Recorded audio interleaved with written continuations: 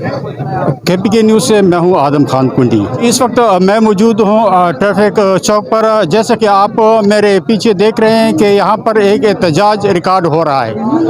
Tank में बदअमनी, चोरी, डकैती जो है वो आम हो चुकी है, जिसकी वजह से लोग परेशान हैं। शटर डाउन हड़ताल है, तमाम दुकानें बंद हैं। जब हमने इनसे बात की तो इनका कहना था कि हमें इजाज़त दी जाए कि हम खुद इन चोरों डकैतों का मुकाबला करें, क्योंकि पुलिस जो है वो नाकाम हो चुकी है। मुझे तो ऐसे नज़र आ रही है कि पुलिस बिल्कुल बेबस हो चुकी है। इंतज़ामिया खामोश तमाशाई का किरदार अदा कर रहे हैं, कोई पूछने वाला नहीं है। इसलिए मैं सूबाई हुकूमत से ख़ास कर वज़ीर आला सरहद सरदार अली अमीन खान गंडापुर से पुरज़ोर करता हूँ कि वो DCO tank, AC tank, DPO tank और पूरी पुलिस इंतज़ामिया के ख़िलाफ़ एक्शन ले।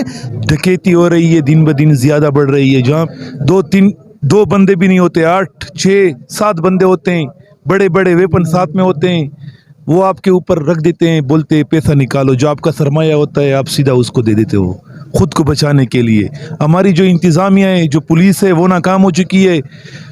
3 बजे के बाद सारे पुलिस थाने में महदूद हो जाती है, बाहर नहीं निकलती है, हमें वो तहफ़्फ़ुज़ दे नहीं सकती।